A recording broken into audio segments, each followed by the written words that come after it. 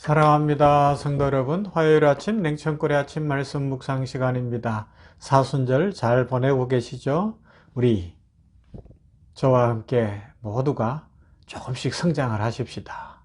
새봄이 되어서 새싹들도 돋아나고 저 남녘에는 벌써 꽃 소식이 들려오죠. 이번 주간이 어디죠? 화개장터 있는 그 섬진강 주변에 그 매실로 유명한 광양 매실마을, 홍쌍리신가요? 그 매실마을 그쪽은 이번 주간이 축제 기간이래요. 벌써 꽃 소식이 이렇게 들려오고 꽃이 지면 열매가 맺히는데, 그리고 좀 있으면 벚꽃이 필 것이고요. 이런 때에 이 생명의 운도듬, 생명의 기운이 참 멋지지 않습니까? 우리들도 주의 은혜 가운데 성장이 있는, 생명의 기운이 넘치는 복된 삶을 살아갈 수 있기를 간절히 소망합니다. 말씀 보십시다. 마태복음 5장 17절에서 24절 말씀. 마태복음 5장 17절에서 24절 말씀입니다.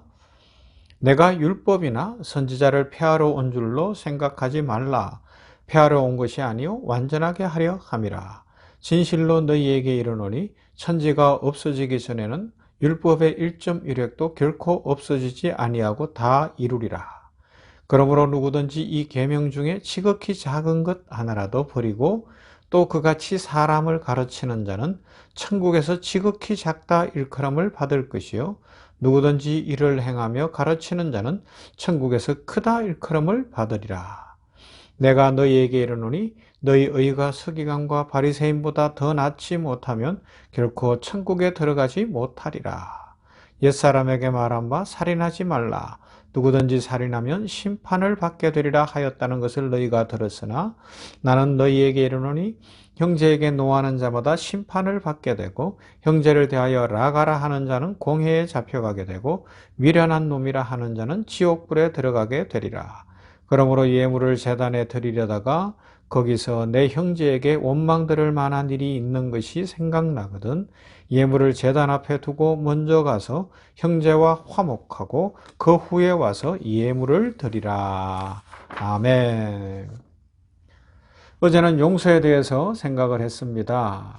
그러면서 오늘도 비슷한 말씀이 되겠는데 이제 율법과 사랑에 대한 내용들이 나와 있죠.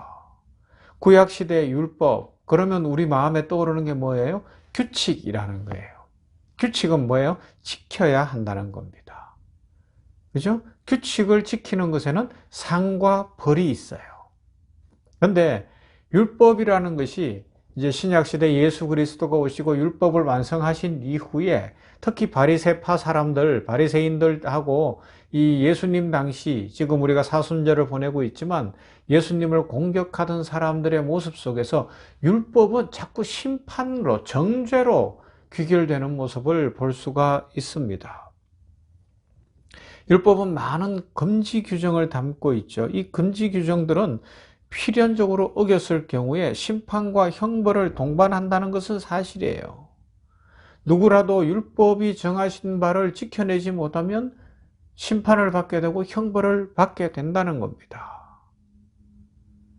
그런데 율법은 그것보다는 원래 의미는 뭘까요?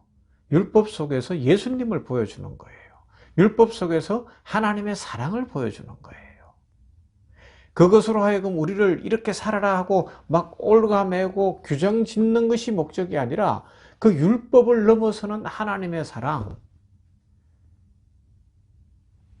정결하시고 진실하시고 흠도 티도 없으신 예수 그리스도의 모습을 보여주며 우리 힘으로는 율법을 통하여 구원받을 길이 없으나 하나님의 사랑이 이룰 것이며 예수 그리스도께서 구원을 이루시는 그 은혜를 보여주는 것이죠. 그래서 율법 속에 물론 규정이고 규칙이지만 부정적이고 무섭군 형벌보다는 우리는 뭘 생각해야 돼요? 은혜를 생각해야 되고 사랑을 생각해야 되고 예수님을 발견할 수 있으면 복을 받은 줄로 믿습니다. 사람으로 오신 예수님께서는 이스라엘뿐만 아니라 모든 사람들을 사랑하셔서 몸소 율법이 요구하신 그 모든 의를, 하나님의 공의를 친히 십자가에서 이루어 주셨습니다. 예수님은 죄인처럼 세상 법정에서 심판을 받으시고 죽음으로써 인류의 형벌을 대신 담당하신 것이죠. 이것이 예수님의 사랑입니다. 그래서 율법의 완성은 사랑이라고 표현하고 있는 것입니다. 예수님께서는 죄인들을 향한 당신의 사랑을 통하여 위완의 이 율법을 완성시키는 길이 무엇인지를 제대로 보여주셨다 이야기할 수 있습니다. 여러분, 이 세상에 규정도 많고 규칙도 많고 그래요. 그런데 이 모든 것을 완성시키는 게 뭐라고요? 사랑이라는 겁니다. 그 사랑이 예수 그리스도 안에서 이미 우리 성도들에게 임한 줄로 믿습니다. 이 사랑이면 우리는 충분하고요. 이 사랑 안에 우리에게는 소망이 있고 능력이 있고 내일이 있는 줄로 믿습니다. 그래서 이제 예수 그리스도의 십자가로 말미암아 율법의 시대는 지나갔습니다. 그리고 사랑의 법으로 다스려지는 새 시대가 도래했습니다. 지금 우리가 살고 있는 시대는 신약이라고 이야기하는데 성경을 이야기할 때는 구약, 신약 표현하듯이 지금은 새 시대예요. 물론 예수님 재림으로 말미암는 완성의 그날은 오지 않았어요. 그러나 지금 현재 새 시대가 이미 이 땅에 도래했습니다. 심판과 형벌에 따른 율법적 신앙이 아니라 사랑과 용서라는 이타적 사랑, 또 복을 받는 그 삶이 우리에게 열려 있다는 것이죠. 여러분, 새 시대입니다. 새 시대는 무슨 시대라고요? 사랑의 시대입니다. 주님께서는 그러하기 때문에 율법과 규정을 잘 지켰느냐를 보시는 분이 아니라 진실하게 하나님과 이웃을 사랑하느냐, 이것을 보시고 이것을 새 계명이라고 말씀하시는 것이죠. 그러므로 율법적 차원의 신앙에 머물지 말고요. 규칙 하나 지키고 안 지키고 이런 것에 매여 있지 말고 우리 사랑을 실천하며 살아가 보십시다. 이미 우리에게는 영원이 있지 않습니까? 영생이 있지 않습니까? 제가 이제 벌써 열흘도 더 지나고 한 2주 지나가고 있는데 아버님 장례식을 이렇게 하면서 아버님을 이제 마지막 화장을 하고 유골 이렇게 수습을 할 때 혼자 저도 모르게 문득 이런 생각이 들더라고요. 야, 하나님의 사랑이 얼마나 큰가. 만약에 우리에게 영혼이 없고 천국이 없고 영생이 없다면 우리 인생은 얼마나 초라할 수밖에 없고 참 의미 없는 것 아닐까, 그런 생각들을 해봤어요. 그렇습니다, 여러분.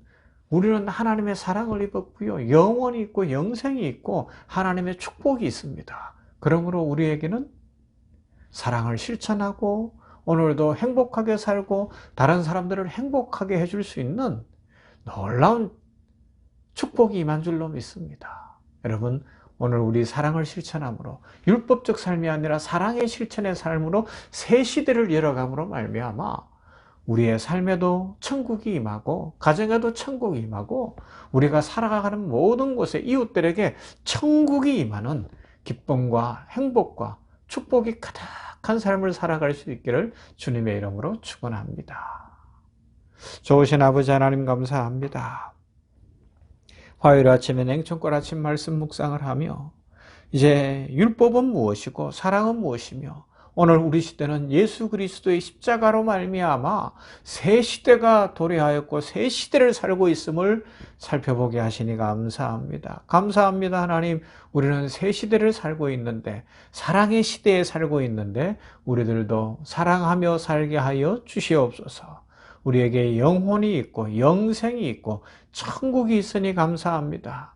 초라할 수밖에 없고 싸울 수밖에 없고 분노할 수밖에 없고 실망하고 낙심하게 할 수밖에 없는 여러 부조리와 연약함 속에 있는 이 육신을 입은 인생인데 하나님께서는 우리에게 영혼을 열어놓으셨기에 오늘도 소망이 있고 찬송이 있게 하시니 감사합니다.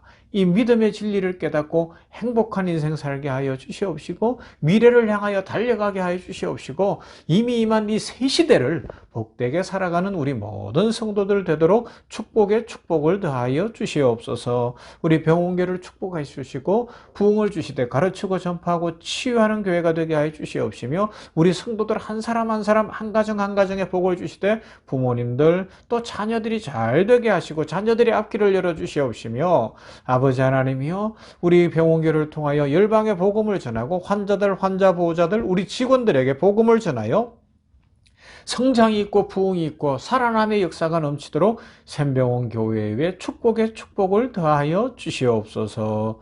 예수님 이름으로 기도하옵나이다. 아멘. 찬송합니다. 86장 내가 늘 의지하는 예수.